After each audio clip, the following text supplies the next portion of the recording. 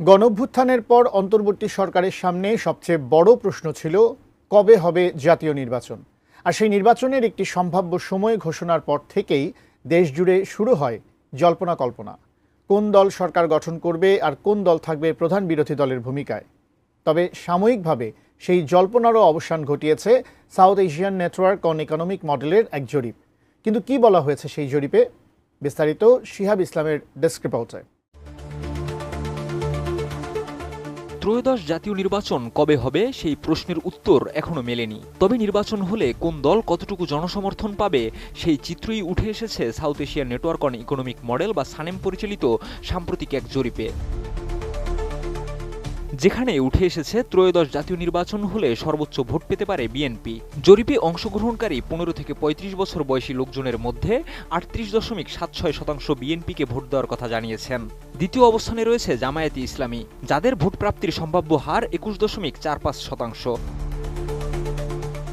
তালিকার তৃতীয় স্থানে রয়েছে জাতীয় নাগরিক পার্টি বা এনসিপি, যারা পেতে পারে 15.84% ভোট। এরপর রয়েছে অন্যান্য ধর্মীয় দল, যারা 4.59% এবং জাতীয় পার্টি 3.77% ভোট পেতে পারে। এছাড়া অন্যান্য দল 0.57% ভোট পেতে পারে।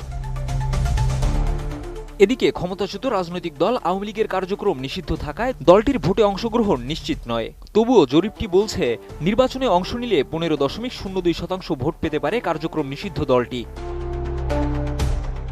জরিপে অংশগ্রহণকারী তরুণদের মধ্যে 60% শিক্ষাগত যোগ্যতা ছিল এসএসসি বা তার উপরে এবং 40% এসএসসির নিচে, এবং শহর ও গ্রামের ভোটারদের মধ্যে প্রতিনিধিত্ব ছিল সমান 50% করে। RICL TMX, যুগের পর যুগ স্থাপনা থাকে মজবুত।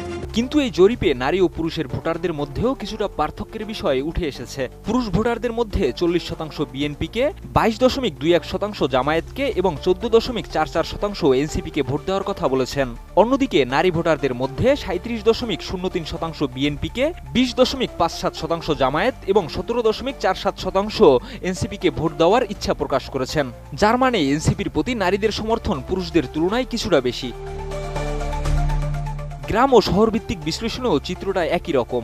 গ্রামীণ অঞ্চলে বিএনপিকে চায় 37.72%, জামায়াতকে 21.25% এবং এনসিপিকে 15.38%। শহরে বিএনপিকে চায় 39.77%, জামায়াতকে 21.66% এবং এনসিপিকে 16.28% লোক। কিন্তু আওয়ামী লীগের প্রতি গ্রামীণ ভোটারদের সমর্থন শহরের তুলনায় কিছুটা বেশি।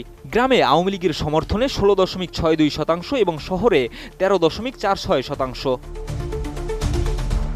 জরিপের এই ফলাফল নির্বাচনের চূড়ান্ত চিত্র না হলেও তরুণদের মনোভাব যে কোন দিকে তা কিছুটা হলেও আভাস দিয়েছে। শিহাব ইসলাম, ATN নিউজ।